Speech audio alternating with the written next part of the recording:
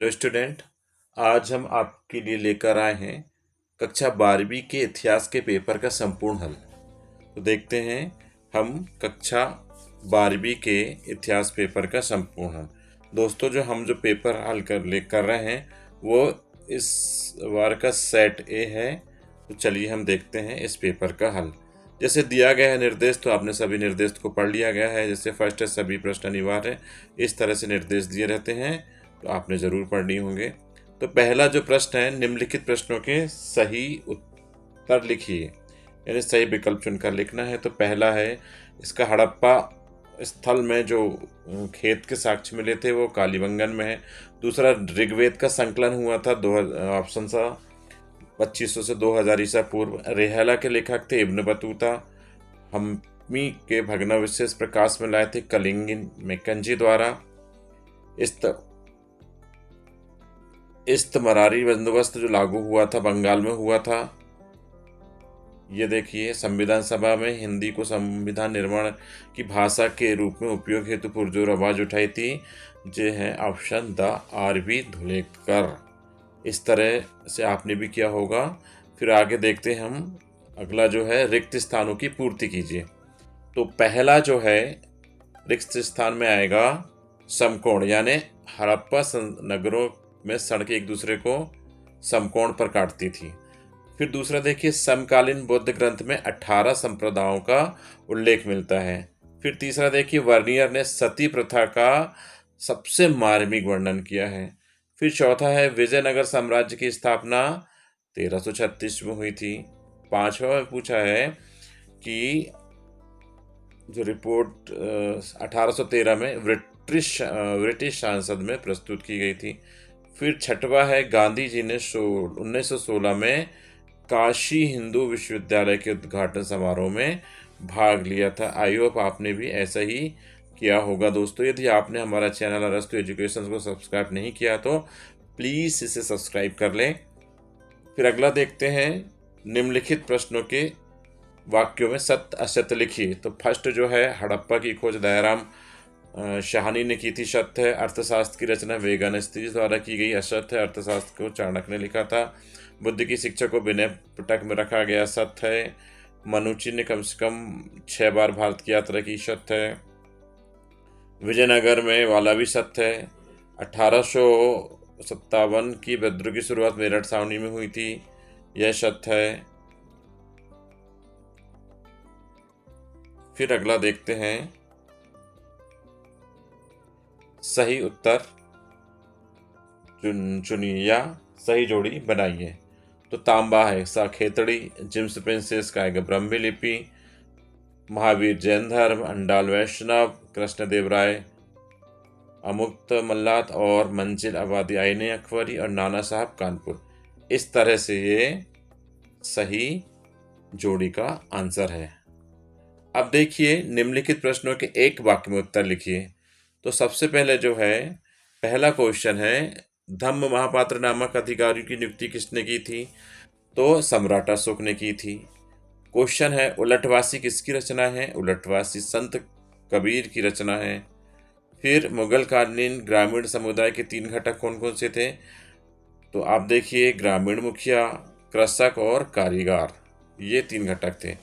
फिर देखेंगे संथाल विद्रोह। संथाल विद्रोह 1855-56 में हुआ था। छोटा नागपुर का नेतृत्व जो किया था विश्वनाथ सहदेव ने किया था।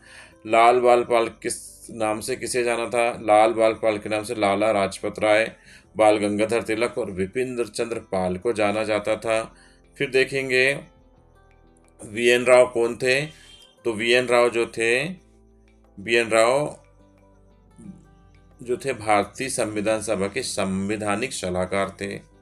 इस तरह से ये एक वाक्य के उत्तर हैं। आई होप आपने भी ऐसे ही किया होगा। फिर आगे चलते हैं, प्रश्न छठवा का आंसर आप देख लीजिए, ऐसा है, मिला लीजिए आप।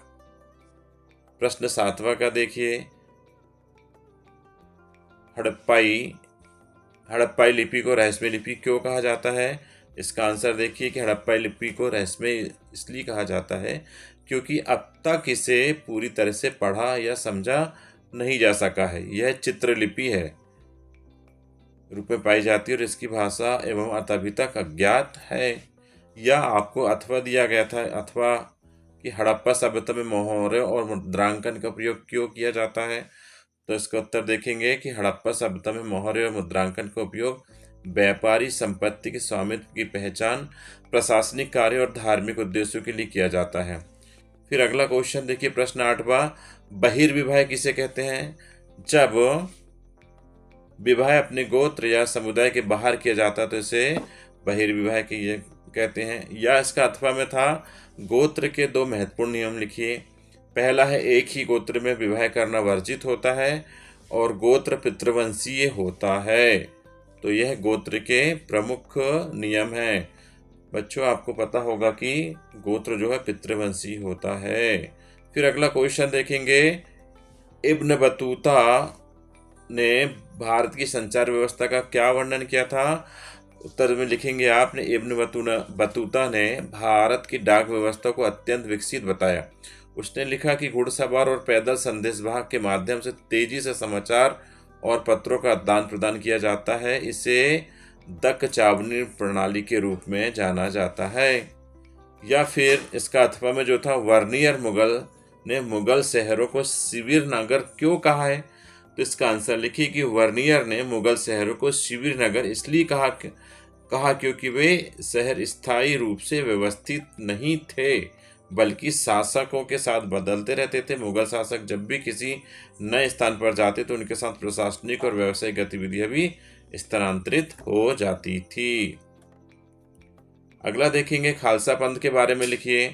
तो देखिए, खालसा पंथ के बारे में प्रश्न 10वां, खालसा पंथ की स्थापना 1699 में गुरु गोविंद सिंह ने की थी। यह धार्मिक और सैनिक समुदाय था जिसे सिख धर्म की रक्षा और प्रचार के लिए गठित किया गया था। खालसा पंथ के अनुयायी को पंच ककार यानी केस, कड़ा, कृपाण, कंघी और कच्छ धारण करने के आदेश दिया गया था। या फिर इसका देखेंगे, निगुण भक्ति परंपरा क्या है? तो इसका उत्तर देखेंगे, निगुण भक्ति परंपरा एक धार्मिक आंदोलन था जिसे भगवान को निराकार और निर्गुण माना जाता था। संत कबीर, गुरु नानक और दादू दयाल इस परंपरा के प्रमुख संत थे। यह परंपरा मूर्ति पूजा का विरोध करती थी और आत्मा व परमात्मा के एकत्व को मानती थी। फिर इसी तरह प्रश्न 11वां देखेंगे कि मुगल काल में पोलज किस प्रकार की भूमि को कहा जाता था? तो मुगल काल में पोलज उन खेतों को कहा जाता था जो हर साल खेती के लिए उपयुक्त होते थे और जिनकी उर्वरता बनी रहती थी। या फिर अथवा में इसका जो है, मुगल काल में खुद कास्त किसान कौन थे? तो इसमें देखेंगे, मुगल काल में खुद कास्त वे किसान थे जो अपनी भूमि पर खेती करते थे और उसे स्वयं जोतते थे। वे किसी जमींदार के अधीन नहीं होते थे और अपनी उपज का सीधा कर राज्य को देते थे। फिर अगला जो क्वेश्चन है वो प्रश्न 12वां है। तो प्रश्न 12वां देखते हैं क्या है कि रैयतवारी व्यवस्था क्या थी? तो इसका उत्तर में देखेंगे कि रैयतवारी व्यवस्था ब्रिटिश शासन द्वारा लागू की एक भूमि राजस्व प्रणाली थी जिसे किसानों को सीधे सरकार को देना होता था। यह मद्रास और बॉम्बे प्रेसिडेंसी में प्रचलित थी। या फिर इसका दा देखिए या अथवा देखिए, दक्कन विद्रोह के 2 कारण लिखिए। तो पहला कारण देखेंगे, ब्रिटिश सरकार द्वारा किसानों पर अत्यधिक कर थोपे जाने के कारण हो गया था। महाजन और साहूकार द्वारा किसानों का शोषण और अत्यधिक ब्याज दरें, यह दक्कन विद्रोह के 2 प्रमुख कारण थे। फिर आगे देखेंगे प्रश्न 13, चोरा चोरी घटना क्या थी?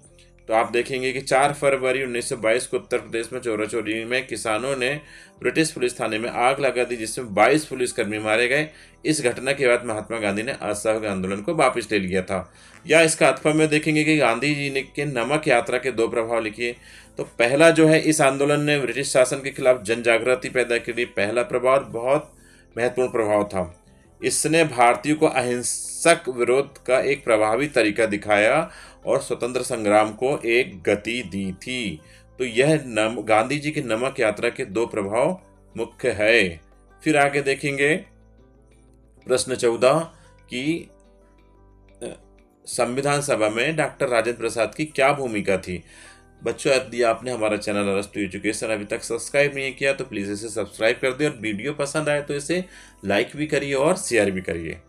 इसका उत्तर देखेंगे कि डॉक्टर राजेंद्र प्रसाद संविधान सभा के अध्यक्ष थे। उन्होंने सभा की कार्रवाई को सुचारू रूप से संचालित किया और विभिन्न मतभेदों को सुलझाने में महत्वपूर्ण भूमिका निभाई। वे संविधान निर्माण प्रक्रिया के दौरान तटस्थ और धैर्य के प्रतीक माने जाते थे। या इसके अथवा में आप देखेंगे गोविंद वल्लभ पंत ने पृथक निर्वाचक के संबंध में क्या तर्क दिया था।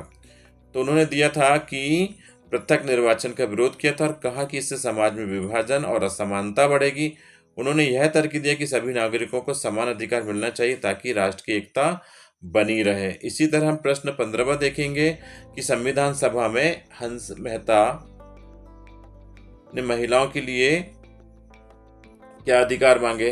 तो हम देखेंगे कि महिलाओं के लिए उन्होंने समानता, शिक्षा, संपत्ति के अधिकार और राजनीतिक भागीदारी की मांग की। उन्होंने महिलाओं के लिए समान अधिकार और समान की वेतन की वकालत की थी। या इसके अथवा में देखिए कि संविधान सभा में सरदार वल्लभ भाई पटेल ने पृथक निर्वाचिका संबंध में क्या तर्क दिया था।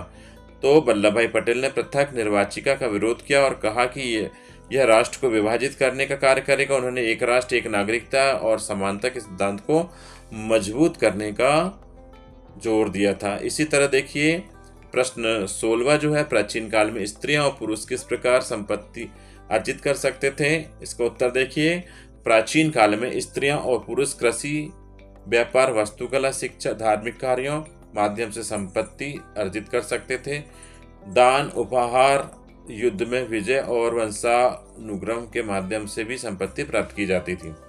इसके अथवा में देखिए कि महाभारत एक गतिशील ग्रंथ है, इस कथन की व्याख्या कीजिए। बहुत अच्छा है। देखिए, महाभारत को एक गतिशील ग्रंथ इसलिए कहा जाता है क्योंकि यह समय के साथ बदलता रहा है और इसमें विभिन्न संस्करण जुड़े हैं। यह केवल ऐतिहासिक ग्रंथ नहीं बल्कि सामाजिक, धार्मिक, नैतिक शिक्षाओं का एक व्यापक स्रोत भी है। फिर अगला क्वेश्चन देखिए, प्रश्न 17वां, वैष्णववाद का वर्णन कीजिए।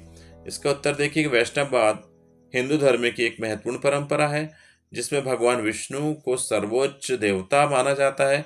इससे भक्त द्वारा विष्णु और उनके अवतारों जैसे राम, कृष्ण की पूजा की जाती है और भक्ति मार्ग इस परंपरा का मुख्य आधार है। अगला देखेंगे, बुद्ध की शिक्षाओं का वर्णन कीजिए। तो इसका उत्तर लिखेंगे, गौतम बुद्ध की शिक्षाएं 4 आर्य सत्य अष्टांगिक मार्ग पर आधारित है। उन्होंने अहिंसा, करुणा, सम्यक दृष्टि, सम्यक कर्म और ध्यान पर बल दिया है।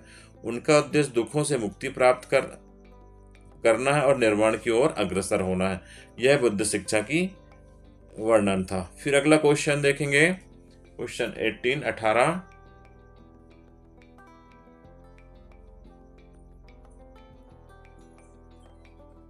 विजयनगर स्थित महानवमी डिब्बा के अनुष्ठानिक महत्व का वर्णन कीजिए। तो इसका आंसर देखेंगे, महानवमी डिब्बा विजयनगर साम्राज्य के एक महत्वपूर्ण मंच था जहां शाही उत्सव, अनुष्ठान और युद्ध कला प्रदर्शन किए जाते थे। यह स्थल दसरा महोत्सव के दौरान राजा द्वारा विशेष पूजन और सैन्य परेड के लिए उपयोग किया जाता था। यह इसके अथवा में देखिए कि विजयनगर साम्राज्य के कृषि क्षेत्र किलेबंद भूभाग को क्यों समाहित किया गया था।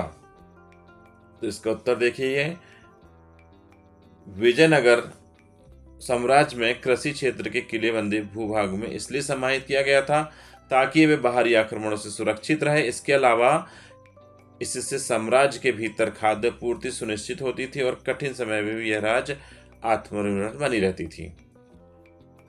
इसी तरह हम अगला देखेंगे, प्रश्न 19 में देखेंगे, अंग्रेजों ने 1857 विद्रोह को दबाने के लिए क्या कदम उठाए। इसका उत्तर देखिए, अंग्रेजों ने 1857 में विद्रोह दबाने के लिए कठोर कदम उठाए। उन्होंने क्रांतिकारियों को पकड़कर फांसी दी, निर्दोष लोगों को दंडित किया, संपत्ति को जब्त किया और भारतीयों पर भारी कर लगाए। कई क्रांतिकारी नेताओं को निर्वासन में भेज दिया। यह इसका अथवा देखिए कि 1857 के विद्रोह के समय लोग अफवाह पर विश्वास क्यों करते थे। तो आप देखेंगे 1857 के विद्रोह के समय लोग अफवाह पर विश्वास इसलिए करते थे क्योंकि संचार के सीमित साधन थे और भय का माहौल था। ब्रिटिश नीतियों और कारतूसों में गाय व सुअर की चर्बी होने की अफवाह ने भारतीय सैनिकों में असंतोष बढ़ा दिया था। फिर देखेंगे अगला प्रश्न 20वां, मगध एक शक्तिशाली राजा के रूप में उभरने के कारणों की व्याख्या कीजिए। तो आप यहाँ देखिए, हमारा ये व्याख्या हम लोग किए हैं, या फिर यहाँ पर अथवा वाला देखेंगे कि प्राचीन काल में राजा किस प्रकार उच्च प्रतिष्ठा प्राप्त कर लेते थे। इसका उत्तर देखिए कि प्राचीन काल में राजा अपनी विजय, धार्मिक कार्यों, विशाल दान, सामाजिक कार्यों और संरचनात्मक वृद्धि प्रतिष्ठा करते थे। वे स्वयं देवताओं का प्रतिदिन मानते थे और अपने शासन को धर्मसंगत बताने के लिए यज्ञ अनुष्ठान करते थे। इस तरह से हम देखेंगे प्रश्न 21वां, चोल शासकों ने संतों का समर्थन प्राप्त करने के लिए क्या प्रयास किए। तो आप देखेंगे कि चोल शासकों ने संतों और मठों का समर्थन प्राप्त करने के लिए मंदिरों का निर्माण कराया, भक्ति आंदोलन को प्रोत्साहित किया और संतों को अनुदान दिया। उन्होंने शैव व वैष्णव परंपराओं की बढ़ावा दिया, जिससे जनता और संतों का समर्थन मिल सके। अब देखेंगे कर्नाटक में वीर शैव परंपरा का वर्णन कीजिए। तो वीर शैव परंपरा कर्नाटक में एक धार्मिक आंदोलन था, जिसे बसवेश्वर ने 12वीं शताब्दी में विकसित किया था। यह भक्ति पर आधारित था। इससे शिव भक्ति, जाति विरोध, समानता और सरल जीवन पर जोर दिया गया था। फिर प्रश्न 22वां देखिए, भारत छोड़ो आंदोलन एक जन आंदोलन था, इस कथन की स्पष्ट कीजिए। तो आप देखेंगे भारत छोड़ो आंदोलन 1942 में महात्मा गांधी के नेतृत्व में शुरू किया गया था। यह एक जन आंदोलन था क्योंकि इसमें समाज के सभी वर्गों ने भाग लिया था। इस आंदोलन का उद्देश्य भारत को ब्रिटिश शासन से पूरी तरह मुक्त कराना था। गांधी जी ने करो मरो के नारे ने जनता में जोश भर दिया और देश भर में विरोध प्रदर्शन हुए। इस आंदोलन में किसान, मजदूर, छात्र, महिला और अन्य बड़ों वर्गों ने बढ़ चढ़कर हिस्सा लिया। ब्रिटिश शासन के खिलाफ अब तक का यह सबसे बड़ा संगठित विद्रोह था। या इस पे देखिए गांधी जी किस प्रकार के एक जन नेता बन गए, स्पष्ट कीजिए।